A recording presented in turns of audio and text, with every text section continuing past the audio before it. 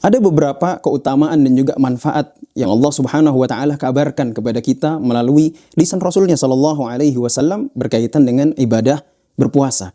Antara lain, yang pertama adalah bahwasanya ibadah berpuasa itu pahalanya Allah Subhanahu wa taala khususkan, di mana kalau kita sering mendengar amalan ini pahalanya sekian, amalan itu pahalanya sekian, maka khusus untuk ibadah berpuasa, maka pahalanya hanya Allah Subhanahu wa taala yang mengetahuinya. Hanya Allah Subhanahu wa taala, atau Allah Subhanahu wa taala persiapkan kepada kita tanpa kita ketahui berapa nominal daripada pahala tersebut. Sebagaimana dalam suatu hadis Rasulullah sallallahu alaihi wasallam bersabda, qala Allah taala, Allah Subhanahu wa taala berfirman. Kalau sudah begini bunyinya, ini berarti adalah hadis qudsi.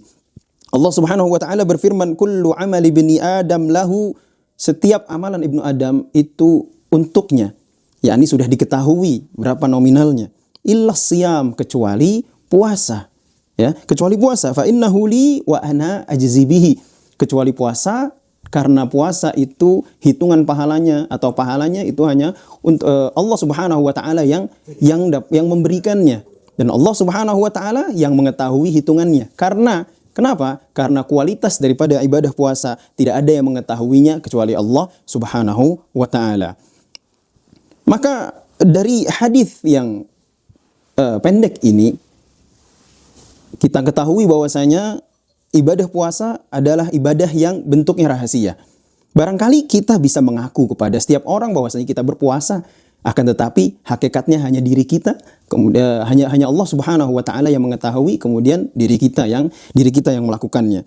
Kemudian tujuan daripada kita melaksanakan puasa adalah untuk mewujudkan ketakwaan kepada Allah Subhanahu wa taala. Dan buah daripada ketakwaan itu adalah surga.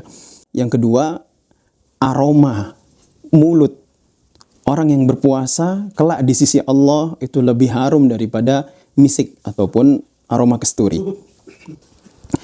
Di dalam sebuah hadis Rasulullah sallallahu alaihi wasallam bersabda, "Walladzi nafsi biyadihi," demi yang jiwaku berada di tangannya.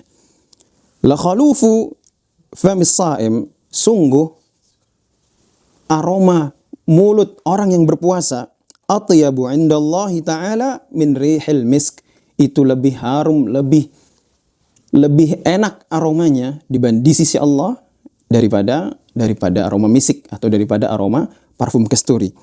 Namun tentunya yang perlu kita perhatikan, ini adalah keutamaan yang Allah Subhanahu wa taala janjikan bagi hamba-hambanya kelak di akhirat.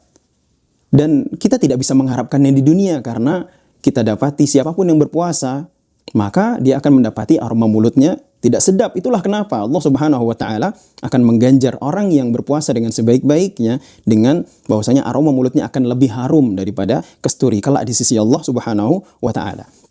Kemudian berpuasa itu juga dapat menghapuskan dosa-dosa kita. Sebagaimana di dalam hadis yang insyaallah kita semuanya telah hafal.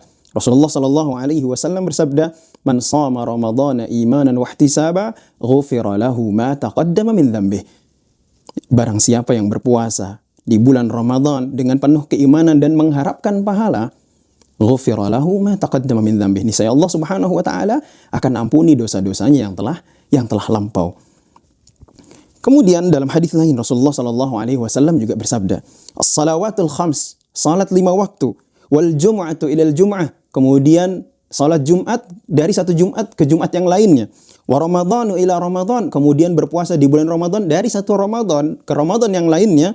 Mukaffiratun lima bainahunna, maka itu dapat menghapuskan setiap dosa yang terjadi di antara keduanya. Idza ijtanaba al-kaba'ir, selama dia meninggalkan dosa-dosa besar. Alasannya apa? Karena dosa-dosa besar itu tidak akan diampuni oleh Allah Subhanahu wa taala kecuali melalui jalur taubat, atau kita harus benar-benar meminta ampun kepada Allah Subhanahu wa taala.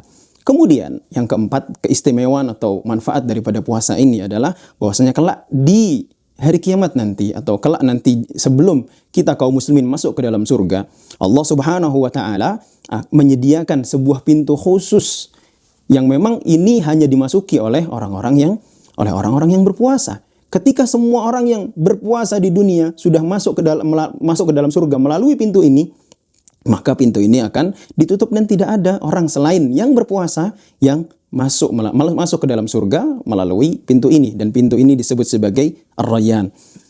Kemudian puasa itu juga disebut sebagai perisai.